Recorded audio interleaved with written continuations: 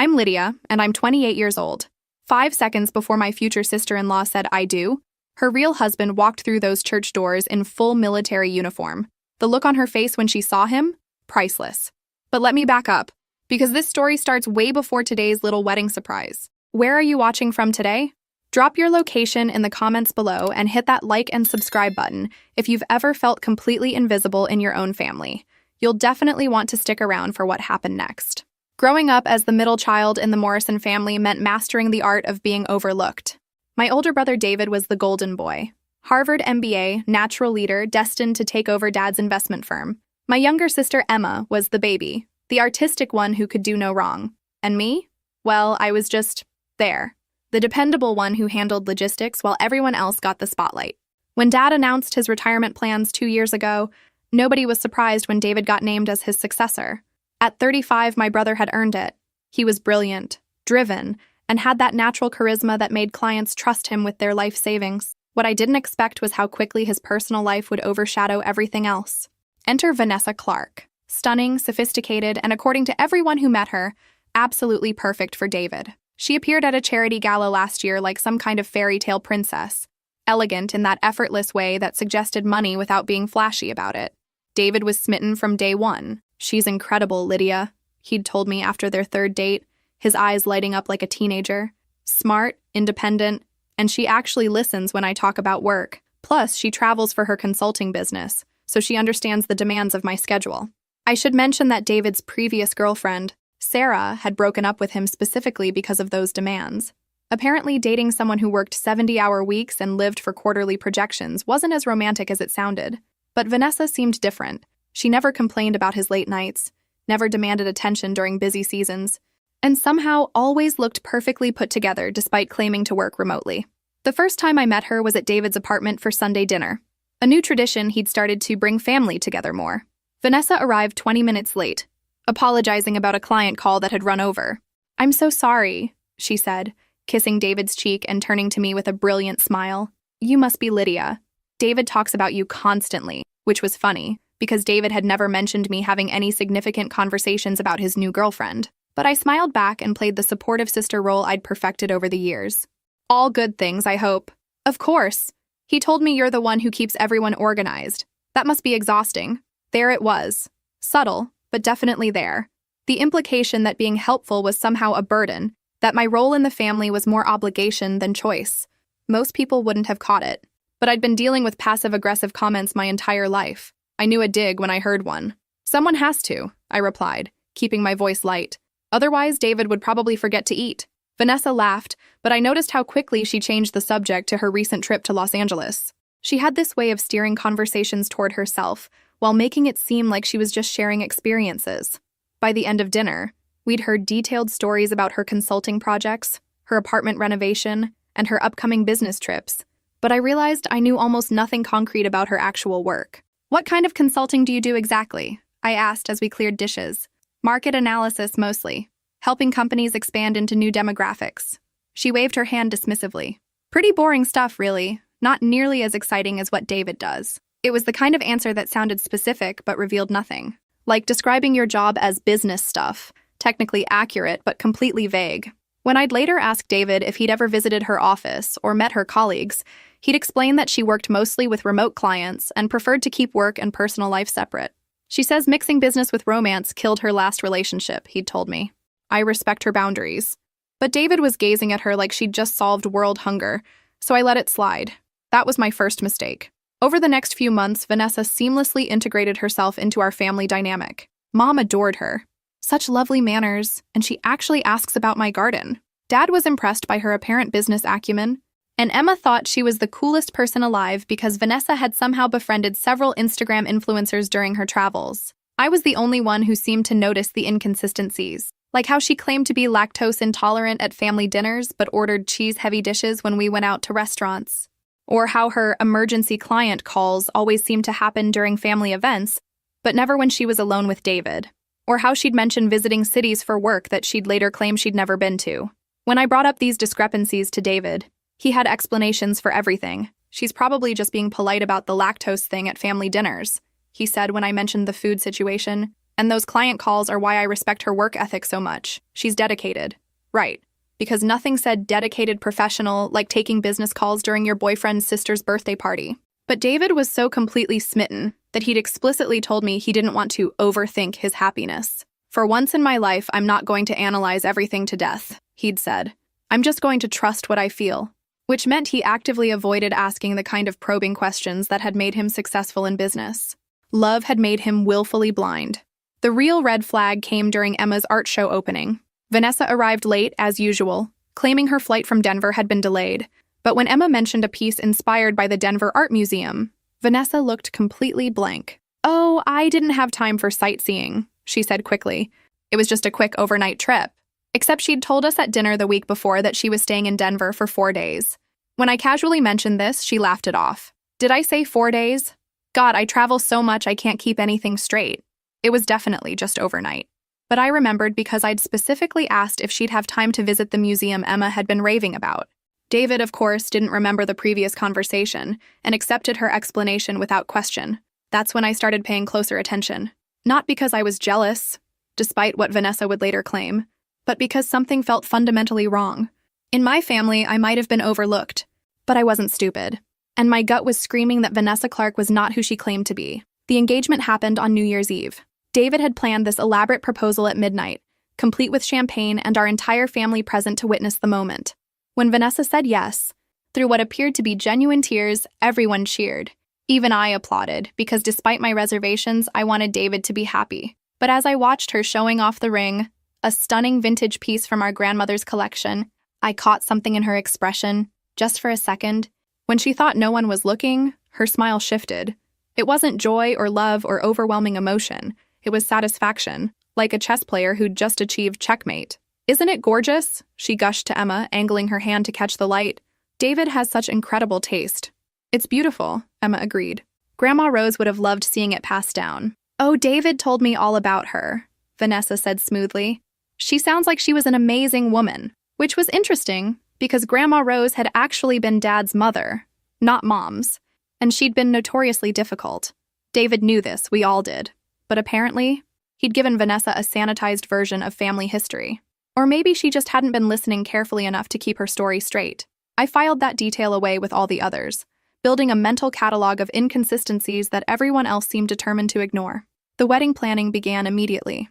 Vanessa wanted everything to be perfect. And expensive. The venue, the flowers, the catering, the dress. For someone who claimed to be financially independent through her consulting work, she certainly had expensive taste. But David was happy to pay for everything, and our parents were thrilled to contribute. When Mom gently asked about Vanessa's guest list being so small, she'd gotten emotional about being an only child with no close family left. "I've always been more of a quality over quantity person with friendships," she'd explained. "I'd rather have Rachel, who truly knows me, than 50 acquaintances who are just there for the party." It was the perfect explanation that made our large, traditional family feel almost gauche for questioning her intimate approach.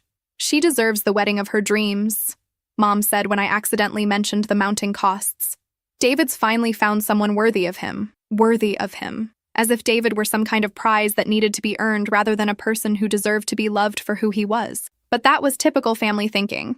David was the golden boy, so naturally his partner had to be equally golden. What none of them seemed to consider was whether David was worthy of Vanessa, or more importantly, whether Vanessa was actually who she claimed to be.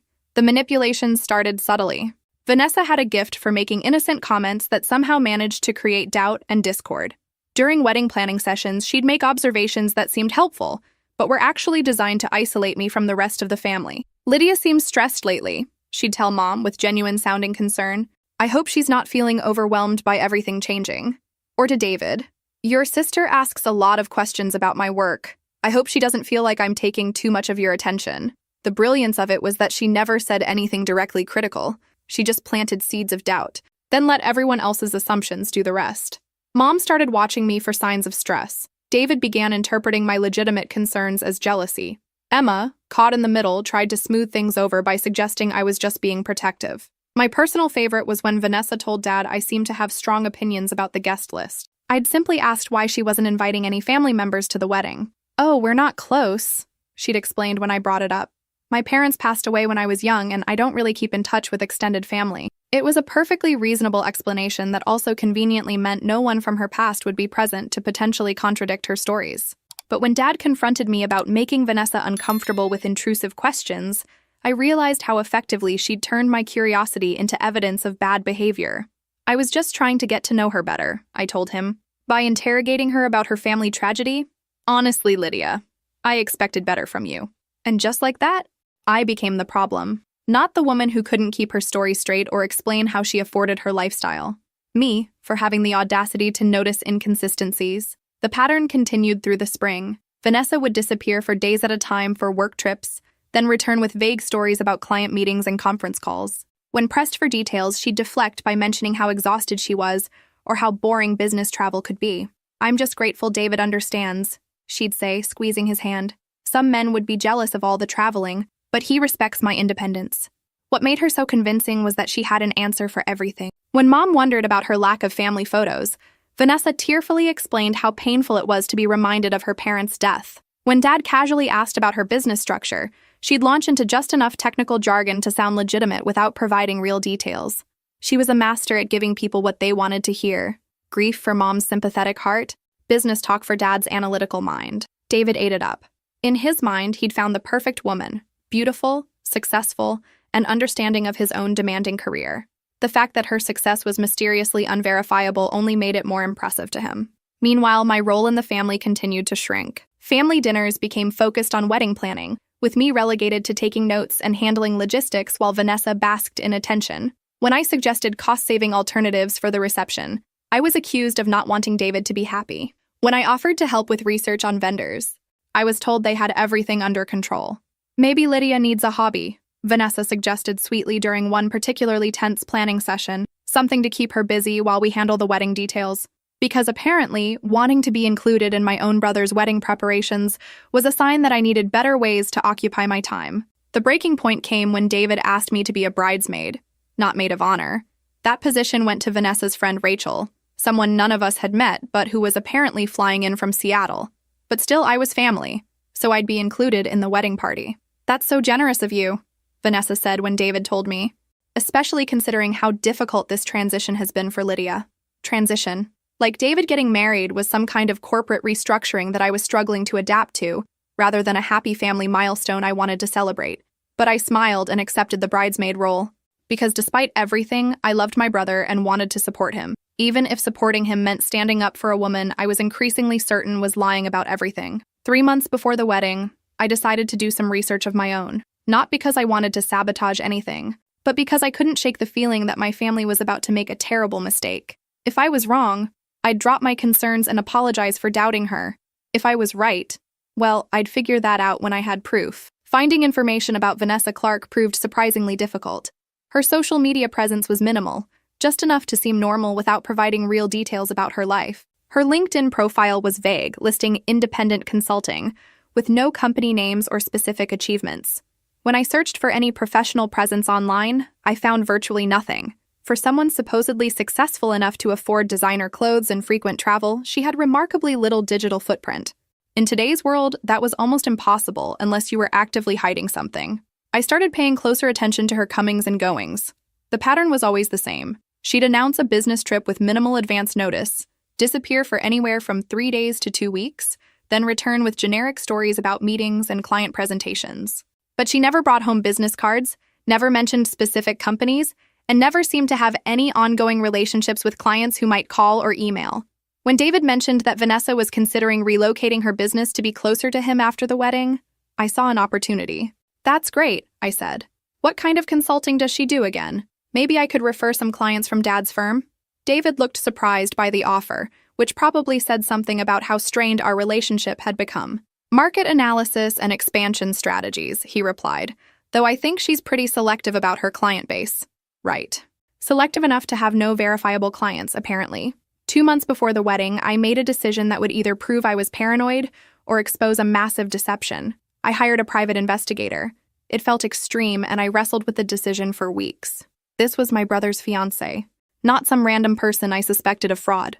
But something about Vanessa's story didn't add up, and if she was lying about her identity or background, David deserved to know before he married her. The investigator, A former police detective named Marcus Webb was recommended by a friend who'd used his services during her divorce. He was expensive, but thorough. "I need you to understand something," he told me during our initial consultation. "If your suspicions are wrong, this could seriously damage your relationship with your family. Are you prepared for that possibility?" I thought about it seriously. Was I prepared to be wrong? To have spent money investigating someone who might just be private about her business dealings? To potentially destroy any remaining relationship with David? "Yes," I said finally. "If I'm wrong, I'll deal with the consequences. But if I'm right and I do nothing, the consequences could be much worse." Marcus took the case. What he found in the first week was disturbing enough to convince me I'd made the right choice. Vanessa Clark had no business licenses in any of the cities she'd claimed to work in. Her supposed consulting firm had no legal registration anywhere. The address she'd listed on various forms was a mailbox service in Portland. But the real discovery came when Marcus ran a more comprehensive background check. Vanessa Clark existed, but not in the way we thought. She had a social security number, a driver's license, and a clean credit report. She also had a marriage certificate, filed in Clark County, Nevada 2 years ago. To Staff Sergeant Michael Torres, currently stationed overseas with the U.S. Army. I stared at the document Marcus had uncovered, reading it over and over as if the words might somehow rearrange themselves into something that made sense. Vanessa was married. Had been married for 2 years, the entire time she'd been with David. "Are you sure this is the same person?" I asked, though the photo on the marriage certificate was unmistakably her. "Same social security number, same date of birth, same physical description," Marcus confirmed. "There's no question it's her."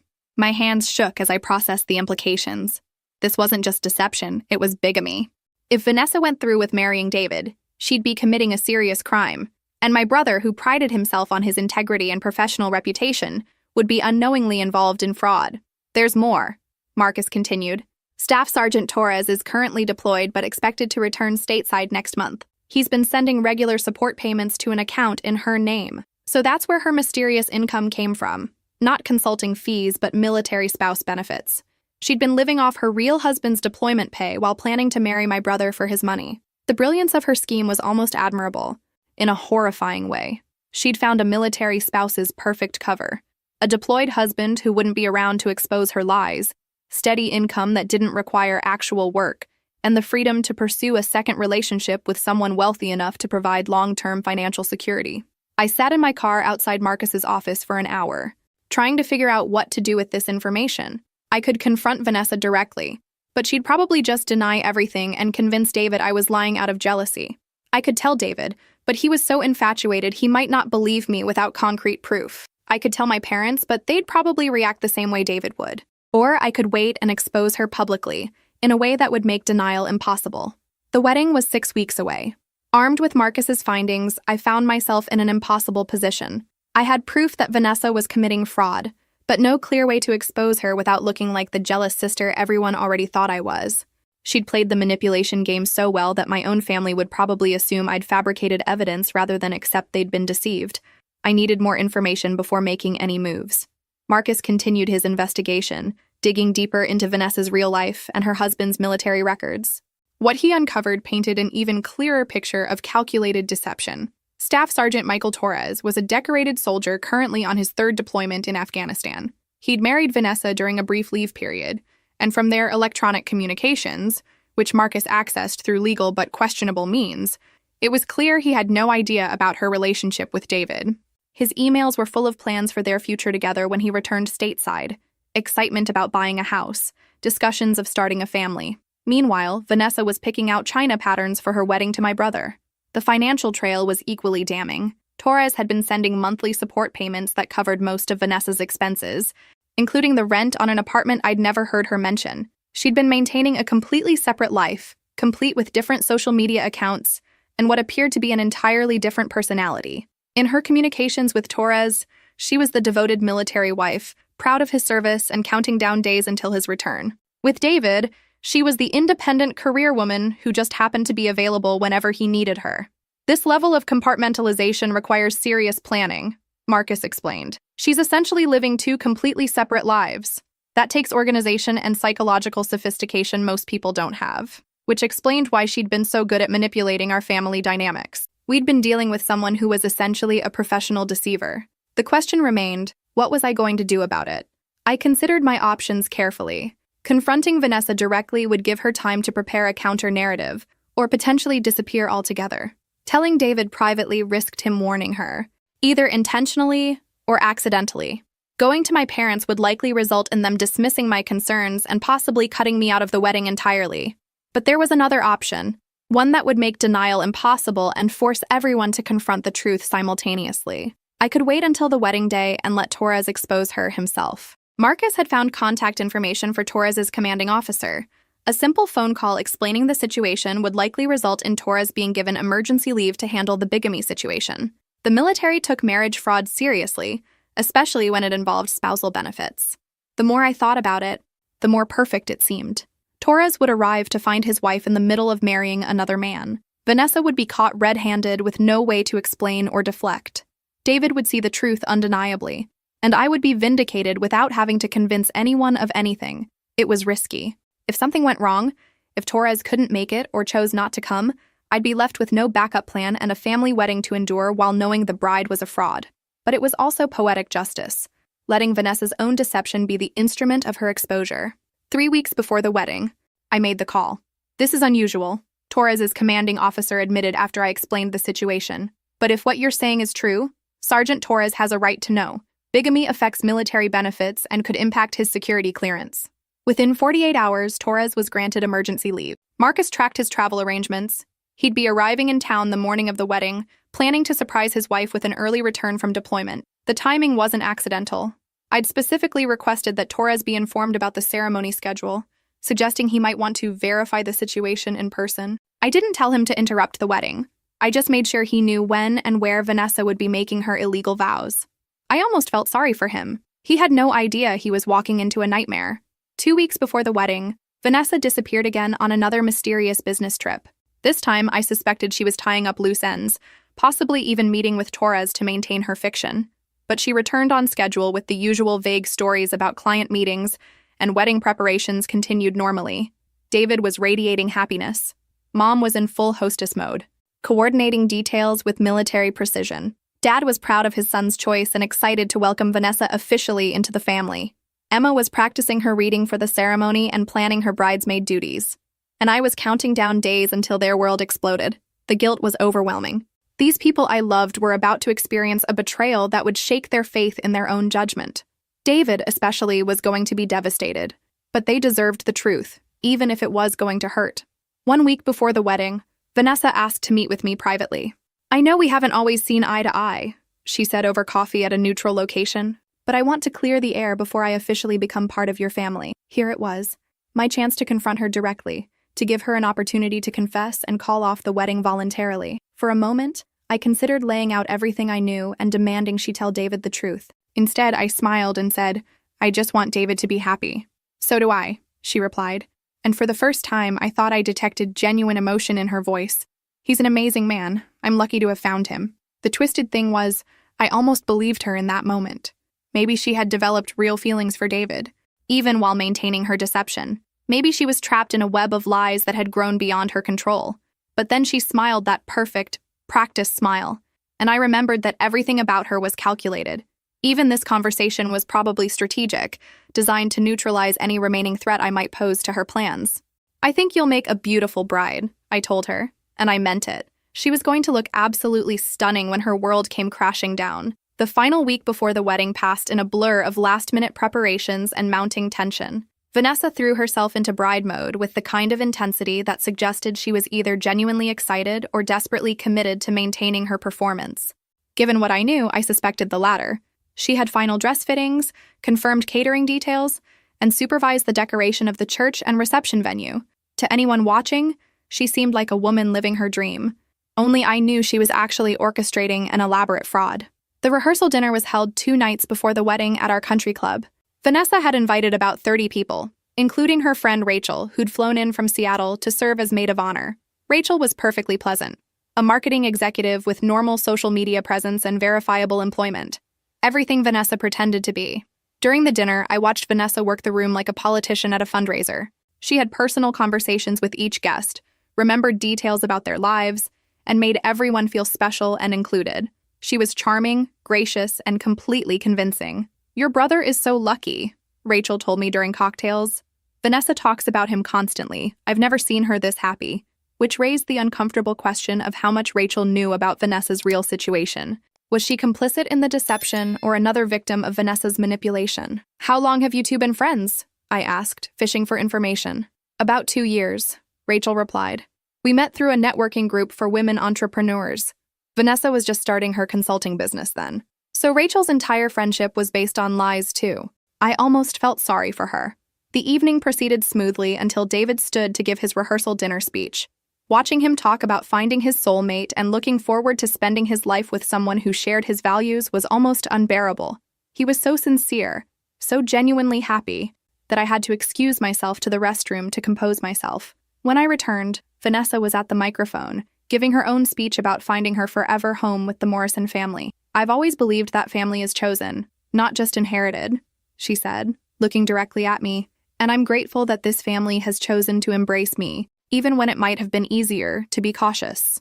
The implication was clear. I had been the cautious one, the suspicious one, the one who'd made embracing her difficult. Even now, she was working the narrative to her advantage. But in less than 48 hours, caution would be vindicated. The morning of the wedding, I woke up with a knot in my stomach that had nothing to do with bridesmaid duties. By now, Torres would be en route to what he thought was a surprise reunion with his wife. He had no idea he was about to walk into a wedding ceremony where she was marrying someone else. Marcus had confirmed Torres's flight arrival and estimated he'd reach the church around the time the ceremony was scheduled to begin. The timing would be dramatic, but I hadn't left it entirely to chance. I'd made sure Torres had all the information he needed to arrive at the most impactful moment. I got dressed in my bridesmaid gown, a beautiful sage green that Vanessa had chosen to complement her complexion, and headed to the church for photos. The morning was sunny and perfect. Exactly what every bride dreams of for her wedding day. Vanessa looked stunning in her dress, a classic A-line with delicate beading that probably cost more than most people's cars. She was calm, focused, and showing no signs of the stress someone might expect from a woman about to commit bigamy in front of 200 witnesses.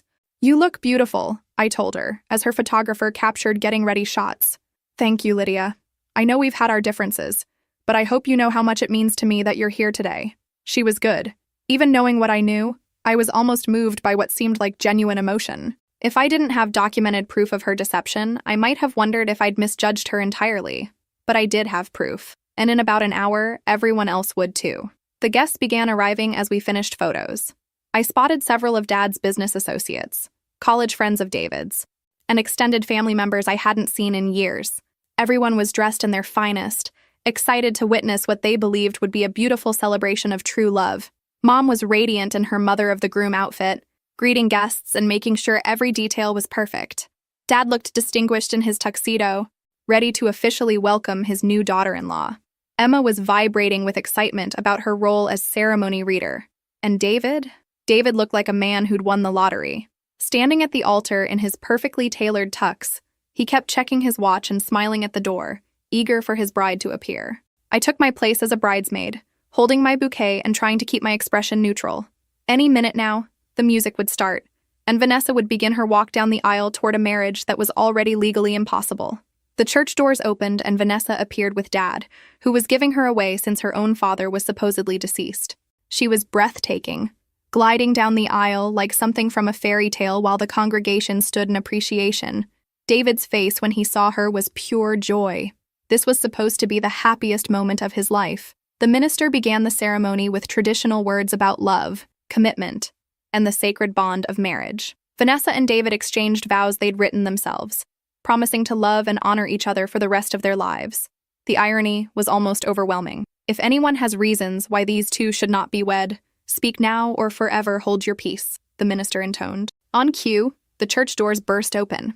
Staff Sergeant Michael Torres, in full dress uniform, walked purposefully down the aisle with a folder of documents in his hand. The silence was deafening, but that's when things got really interesting. Staff Sergeant Michael Torres stood at the back of the church, his dress uniform pristine and his expression deadly serious. In his hand, he held a manila folder that I knew contained the documents that would end Vanessa's performance forever. The congregation turned in their seats, confused murmurs rippling through the sanctuary. David looked bewildered, his eyes darting between his bride and the uniformed stranger who'd just interrupted their ceremony. Vanessa had gone completely pale, her bouquet trembling in her hands. "Vanessa Torres!" Michael called out, his voice carrying the authority of someone accustomed to being heard and obeyed. "We need to talk." The use of her married name hit the congregation like a physical blow. You could feel the shift in the room's energy as people began to understand that something was very, very wrong. "I'm sorry," the minister said, clearly flustered. "But this is a private ceremony. If you could please—" "Actually, Reverend, this is exactly where I need to be," Torres interrupted, walking steadily down the aisle. "Because the woman at that altar is already married. To me." The gasps from the congregation were audible now. I saw Mom's hand fly to her chest, Dad's face drain of color, and Emma's mouth drop open in shock. David stood frozen at the altar, trying to process what he was hearing. Vanessa finally found her voice. "I don't know who this man is," she said, her voice shaking but determined. "This is clearly some kind of mistake or—" "No mistake." "Vanessa!" Torres had reached the front of the church now, close enough that everyone could see the family resemblance in the couple's wedding photos he pulled from his folder. "Married in Las Vegas, Nevada on March 15th, 2 years ago. Clark County Marriage Certificate number 47291. He held up the official document for everyone to see. Even from my position as a bridesmaid, I could make out the signatures and official seals that made it unmistakably legitimate. "You've been receiving my military spouse benefits for the past 24 months, he continued, his voice getting stronger, "including the $1,500 I sent just last week for what you told me was our anniversary gift to each other." David finally found his voice. "What the hell is going on here?" Torres turned to address him directly, man to man. "Sir, I'm sorry you're finding out this way, but your bride is my wife, legally married for 2 years. I've been deployed overseas, and I came home early specifically to surprise her." He gestured toward Vanessa with a bitter smile. "Looks like I'm the one who got surprised." The church had erupted into whispered conversations, as guests tried to make sense of what they were witnessing. I caught fragments of shocked exclamations and confused questions, but my focus was entirely on Vanessa. She was trapped, and she knew it. Her carefully constructed facade was crumbling in real time, and there was nowhere to run. No amount of charm or manipulation could explain away a legal marriage certificate presented by her actual husband. "This is insane," she said, her voice rising with what sounded like genuine panic. "I've never seen this man before in my life. This has to be some kind of fraud or identity theft or—" Torres pulled out his phone and showed the screen to David, then to the minister, then to my father. "These are text messages from her phone number, from yesterday, telling me how much she missed me and couldn't wait for me to come home." The evidence was overwhelming, undeniable, and public. Exactly what I'd hoped for, though seeing it play out was more dramatic than even I had anticipated. David looked like someone had physically struck him. The realization that he'd been living a lie for over a year was written all over his face, confusion giving way to understanding, understanding giving way to betrayal, betrayal giving way to rage. "Vanessa," he said, his voice deadly quiet, "is this true?" For a moment, I thought she might continue denying everything, but looking at Torres in his military dress uniform, holding official government documents and presenting a mountain of evidence, even Vanessa couldn't maintain the pretense. Her shoulders sagged slightly, and for the first time since I'd known her, she looked genuinely defeated. "I can explain," she whispered. But explanation was the last thing anyone wanted to hear. The church had descended into chaos. Guests were standing now, craning their necks to get a better view of the drama unfolding at the altar. Some people were already pulling out their phones, and I realized this disaster was about to become very public very quickly. "Explain?" David's voice cut through the noise like a blade. "Explain how you're married to someone else while standing here trying to marry me? Explain how you've been lying about literally everything for over a year?" Vanessa looked around desperately, as if searching for an escape route or someone who might help her. But the walls of her deception had finally closed in completely. "It's not what you think," she said, though her voice lacked any conviction. "Michael and we got married when we were young. It was impulsive. We barely knew each other. And when he deployed, I thought—" "You thought what?" Torres stepped closer, his military bearing making him seem even more imposing. "That you could just pretend I didn't exist? That you could spend my deployment pay while shopping for a richer husband?" The financial revelation hit the congregation like another bombshell. I watched realization dawn on my father's face as he connected the dots about Vanessa's mysterious income source. "The consulting business?" Dad said, more to himself than anyone else. "There never was a consulting business." Torres shook his head grimly. "She's been living off my military salary and benefits while I've been deployed. Every month, I've been sending money home to support what I thought was my wife building our future together." He pulled out more documents from his folder. Bank statements showing regular deposits from the U.S. Army, An apartment lease in Portland that I've been paying for. Health insurance claims filed under my military benefits. The systematic nature of the fraud was becoming clear to everyone. This wasn't just a woman who'd made some poor choices. This was someone who'd constructed an elaborate scheme to defraud both her legal husband and her intended victim. How long? David asked, his voice hollow. How long were you planning to keep this going? Vanessa's composure finally cracked completely. Tears began streaming down her face, though whether they were genuine or performative was impossible to tell. I was going to tell you, she said desperately. I was going to file for divorce and make everything legal before we got married. I just needed more time to figure out how to… To what? How to explain to your deployed husband that you were leaving him for someone with more money. Torres's disgust was evident in every word. I've been in Afghanistan for 8 months, Vanessa, dodging bullets and missing you every single day while you've been planning a wedding to another man. The cruelty of it was staggering. While Torres had been serving his country and faithfully supporting his wife, she'd been systematically deceiving everyone around her to secure a more lucrative future. Mom had made her way to the front of the church, her face a mixture of shock and horror. Vanessa, honey, surely there's been some misunderstanding. There's no misunderstanding. Mrs. Morrison, Torres said gently but firmly. Your son has been dating a married woman who's been committing benefits fraud with the U.S. military. This isn't a relationship gone wrong. It's organized deception. Emma was crying now, whether from the shock of the revelation or the destruction of what she'd thought was a beautiful love story. The guests were openly staring, some beginning to file out of the church as they realized this wasn't going to be resolved quickly or quietly. David stood at the altar in his wedding tuxedo, surrounded by flowers and candles, and all the trappings of what should have been the happiest day of his life. Instead, he looked like a man watching his entire world collapse in real time. The trips, he said suddenly, pieces clicking into place.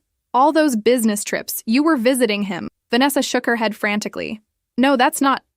sometimes I had to maintain the appearance of being married to your actual husband while you were planning to marry me for my money. David's voice was getting stronger, fueled by growing anger. Do you have any idea what you've done? To me, to my family, to him? He gestured toward Torres, who was standing with military precision despite the emotional chaos around him. Sir, Torres addressed David directly. I want you to know I had no idea about any of this. If I had known she was involved with someone else, I would have handled this very differently. The respect and dignity Torres was showing in an impossible situation only made Vanessa's deception seem more reprehensible. Here was a man who'd been betrayed just as thoroughly as David, but he was conducting himself with honor while his wife fell apart under the weight of her lies. But Vanessa wasn't finished yet.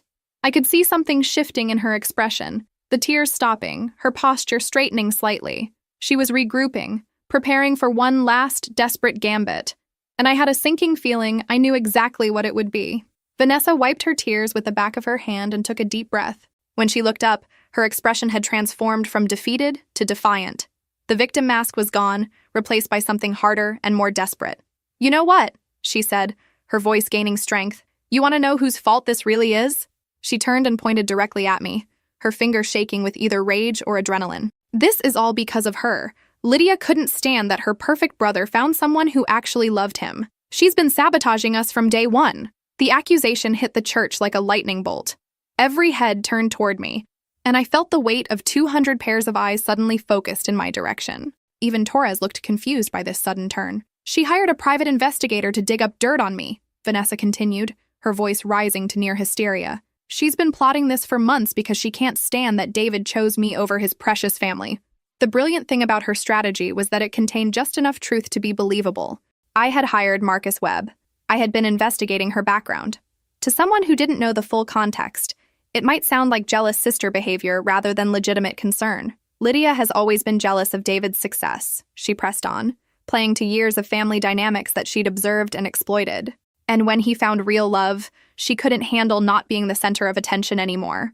I watched my family's faces as they processed this accusation. Mom looked confused and hurt, clearly torn between what she was hearing and what she'd witnessed. Dad's expression was unreadable. Emma was staring at me like she'd never seen me before. And David was looking at me with something that might have been doubt. Is that true, Lydia? He asked quietly. Did you hire someone to investigate Vanessa? The question hung in the air like a sword over my head. This was the moment Vanessa had been building toward, turning the truth into a weapon against me.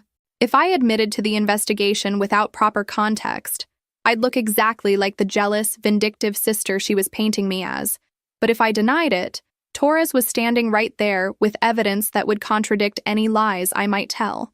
Yes, I said simply. I did. The congregation erupted in whispers and shocked exclamations. Vanessa's face lit up with vindictive satisfaction. There! She said triumphantly. She's been planning this humiliation for months. She couldn't bear that David was happy, so she decided to destroy our wedding. It was a masterful manipulation, turning her own criminal behavior into my fault. She was betting that my family's existing perception of me as the difficult sister would make them believe her version of events rather than considering why I might have felt compelled to investigate. She's sick, Vanessa continued, really hitting her stride now, obsessed with controlling David's life because she can't stand that he doesn't need her anymore. This whole thing is her twisted revenge for not being the most important woman in his life. The psychology of it was brilliant and horrifying. She was taking every insecurity I'd ever had about my place in the family and weaponizing it against me, making my legitimate concerns sound like pathological jealousy. Lydia, Mom said, her voice thick with disappointment, how could you do something like this on your brother's wedding day? And there it was. Even faced with evidence of Vanessa's bigamy and fraud, my mother's first instinct was to blame me for exposing it. The family dynamics Vanessa had exploited so expertly were still in play, even now. Torres looked completely bewildered by this turn in the conversation. Ma'am, he said, addressing Vanessa directly. I don't understand what your sister-in-law has to do with the fact that you're married to me. But Vanessa was on a roll now, playing her final card with everything she had. She probably paid this man to pretend to be my husband, she said desperately. She's sick enough to hire actors to destroy my life. Look at him. Does he look like someone I'd marry? The insult to Torres was so casual and cruel that several people in the congregation actually gasped. Here was a decorated soldier who'd been faithfully supporting her while she planned to commit bigamy, and she was dismissing him as beneath her standards. Torres's expression hardened. Ma'am, I have our marriage certificate, joint tax returns, and 2 years of bank records. If your sister-in-law somehow fabricated all of that along with my military service record, she's the most sophisticated criminal mastermind in history. His dry delivery almost made me smile, despite the circumstances. Almost. Don't you see what she's doing? Vanessa pleaded with David. She's turning you against me with lies and manipulation. She can't stand that you love someone more than you love her. But something had shifted in the room's energy. The desperation in Vanessa's accusations was becoming obvious, and people were starting to see through her performance. More importantly, David was starting to see through it too. I could watch the pieces clicking into place in his mind, not just about Vanessa's deception, but about the months of manipulation that had led to this moment, the seeds of doubt she'd planted about me, the way she'd isolated him from his family, the systematic campaign to make him question my motives. He wasn't looking at me with doubt anymore. He was looking at Vanessa with recognition. David stood perfectly still for what felt like an eternity, processing everything that had been revealed in the past 10 minutes. The church had gone quiet, except for occasional whispers and the sound of people shifting in their seats. Vanessa was breathing heavily, having expended all her energy on her desperate accusation against me. When David finally spoke, his voice was calm in a way that was somehow more terrifying than if he'd been shouting. Vanessa, he said slowly, what was the name of my grandmother who supposedly gave you her ring? The question seemed to come out of nowhere, and Vanessa looked confused by the change in subject. Your grandmother Rose, she stammered. You told me she was an amazing woman. My grandmother Rose was my father's mother, David continued in that same eerily calm voice. And she was actually a miserable, bitter woman who made everyone's life difficult until the day she died. The ring belonged to my mother's mother, Grandma Helen, who I never once mentioned to you. You could hear a pin drop in the church. Even the whispers had stopped. You've been wearing Helen Morrison's ring this entire time, and you've never once asked about her, because you weren't actually interested in our family history. You were just playing a role. Vanessa's mouth opened and closed soundlessly. The small detail that had seemed insignificant months ago was now demolishing what remained of her credibility. And Lydia, David continued, turning toward me for the first time, when exactly did you hire this investigator? I met his eyes steadily. 2 months ago. 2 months ago, he repeated. When I mentioned you seemed to have a lot of questions about Vanessa's work, questions that Vanessa told me were making her uncomfortable. He turned back to his bride, and I could see the full realization dawning on his face. You told me my sister was jealous. You said she couldn't handle me being happy. You suggested she needed hobbies to keep her busy while we planned our wedding. His voice was getting stronger, more certain with each revelation. You systematically turned me against my own sister, so I wouldn't listen when she tried to warn me about you. Vanessa was shaking her head frantically. David, no, that's not. Every conversation, he continued, speaking over her protests. Every family dinner where I felt like Lydia was being difficult. Every time I dismissed her concerns as jealousy. You orchestrated all of it. The pieces of Vanessa's manipulation were falling into place not just for David, but for everyone listening. The months of subtle comments designed to isolate me from my family were being exposed as calculated strategy, rather than innocent observations. You poisoned my relationship with my sister, David said, his voice filled with a growing anger that was all the more powerful for being controlled. You made me doubt someone I've known my entire life so I wouldn't notice that you were lying about everything. Torres, who had been watching this revelation with obvious confusion, stepped forward slightly. Sir, if I may, she did the same thing to me. Told me her family was unsupportive of our marriage because they didn't approve of military spouses. Said her sister specifically had made cruel comments about my deployment pay. More gasps from the congregation. Vanessa had been playing the same manipulation game on both sides, turning her legal husband against his own character while turning my family against me. She told you I was jealous of her success, I said quietly, addressing David directly. But she told Torres that I looked down on his military service. She made everyone the villain in each other's stories. David closed his eyes for a moment, and when he opened them again, they were filled with something I hadn't seen from him in months. Clarity. Jesus Christ. Vanessa, he whispered. What kind of person does that? What kind of person systematically destroys relationships for sport? I never meant, she started, but he cut her off with a sharp gesture. You meant every word of it. You planned every conversation, every manipulation, every lie. His voice was getting stronger again. You turned me into someone who doubted his own sister. You made me complicit in isolating someone I love because it served your purposes. He looked around the church, taking in the faces of our family, our friends, and the business associates who'd come to celebrate what they thought was his happiness. Do you know what the worst part is? He asked, though it was clearly rhetorical. The worst part is that I was so eager to believe I'd found someone who loved me for who I am that I ignored every red flag. I wanted the fairy tale so badly that I let you convince me my own family was the problem. Vanessa was crying again, but this time there was no performance to it. These were the tears of someone watching their world collapse completely and finally understanding that there was no way out. But David wasn't finished. You're right about one thing, Vanessa. My sister did investigate you. And thank God she did, because she saved me from making the biggest mistake of my life. He turned toward me, and for the first time in months, I saw my brother looking at me with respect instead of suspicion. I'm sorry, Lydia, he said, his voice cracking slightly. I'm so sorry I let her turn me against you. I should have trusted you. I should have listened. The apology I'd been waiting months to hear was finally coming, but not in any way I'd ever imagined it would. The church was absolutely silent now, everyone holding their breath as David composed himself for what was clearly going to be his final words to the woman he'd planned to marry. When he spoke again, his voice carried across the sanctuary with the kind of authority I remembered from our childhood. My big brother taking charge of a situation and making sure everyone understood exactly where they stood. Ladies and gentlemen, he said, addressing the congregation directly, I owe all of you an apology for bringing you here under false pretenses. You came to celebrate what you thought was a marriage between two people who loved each other.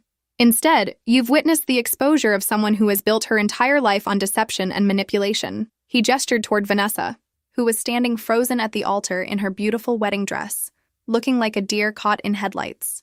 This woman is not who any of us thought she was. She's not an independent businesswoman. She's not someone who fell in love and made some mistakes. She's a fraud who has systematically manipulated everyone in this room, including me, for over a year. The congregation was riveted, hanging on every word. Some people were recording on their phones, though whether for personal memory or to share later, I couldn't tell. She convinced me that my sister was jealous and vindictive, David continued, his voice growing stronger. She made me doubt my own family's judgment because questioning her story meant questioning everything I wanted to believe about my own happiness. He turned to face Vanessa directly, and the look in his eyes was one I'd never seen before. Not anger, not hurt, but something colder and more final. You want to know who the real failure is in this room, Vanessa? It's not my sister, who worked to protect her family even when it made her look like the villain. It's not my parents, who welcomed you with open arms because they trusted my judgment. It's not even Torres, who served his country while faithfully supporting someone who was betraying him every single day. His voice rose slightly, carrying to every corner of the church. The failure is you. You had a husband who loved you enough to send you his deployment pay from a war zone. You had a family that was ready to embrace you as a daughter and sister. You had every opportunity to build something real and honest, and instead you chose to be a con artist. The words hit Vanessa like physical blows. She was shaking now, whether from rage or fear or simple shock at being exposed so completely and publicly. "David, please," she tried one last time. "No." His voice was flat, final. "You don't get to please your way out of this. You committed fraud against the United States military. You attempted to commit bigamy in front of 200 witnesses. You've destroyed the trust of everyone who cared about you, and you did it all for money." He pulled the engagement ring, our grandmother's ring, from his pocket and handed it to our father. "This belongs to our family, not to someone who sees us as marks to be conned." He looked around the church one more time. "There will be no wedding today. There will be no reception. What there will be is a conversation with law enforcement about benefits fraud and attempted bigamy." The threat of legal consequences seemed to finally penetrate Vanessa's shock. Her face went white, and for the first time she looked genuinely afraid rather than just cornered. "As for my sister," David continued, turning toward me with an expression I hadn't seen in over a year. "Lydia, I failed you. I let someone I'd known for 12 months convince me to doubt someone I've known my entire life. I prioritized my own happiness over your well-being, and I'm ashamed of that." His voice cracked slightly on the last words, and I felt tears starting in my own eyes. "You tried to protect me, and I punished you for it. You saw through her lies when I was too infatuated to think clearly. You did the hard thing, the unpopular thing, because you love me enough to risk our relationship rather than let me make a terrible mistake." He stepped closer to me, and for the first time in months, I saw my brother clearly. Not the love-struck man who'd been manipulated into doubting his own family, but the person I'd grown up with and trusted completely. "Can you forgive me?" he asked simply. I nodded, not trusting my voice to remain steady. "The only person who deserves an apology from this family," he said, turning back to address the congregation, "is Staff Sergeant Torres, who served his country honorably while his wife was planning to defraud both of us." Torres stepped forward slightly, his military bearing intact despite the emotional chaos around him. "Sir, you don't owe me an apology. We were both victims of the same deception. I'm just grateful your sister had the courage to expose it before you made the same mistake I did." The respect in his voice when he mentioned me was something I'd remember for years to come. David nodded, then looked around the church one final time. "To everyone who came here today expecting to celebrate love and commitment, I'm sorry you had to witness this instead. But I'd rather discover the truth in front of all of you than spend years living a lie." With that, he turned and walked down the aisle, leaving Vanessa standing alone at the altar in her wedding dress, surrounded by the ruins of her carefully constructed deception. The show was over. The aftermath moved quickly, as these things tend to do once the truth comes out. Torres contacted the military police to report the benefits fraud, and by evening, Vanessa was facing both civilian charges for attempted bigamy and military investigation for spouse benefits fraud. The legal consequences alone would follow her for years, but the social consequences were immediate and devastating. Word spread through our social circles within hours. By the next morning, the story was being whispered about in country clubs, office buildings, and coffee shops across the city. Vanessa's reputation was destroyed completely, not just as someone who'd made poor choices, but as someone who'd systematically defrauded multiple people while maintaining an elaborate facade.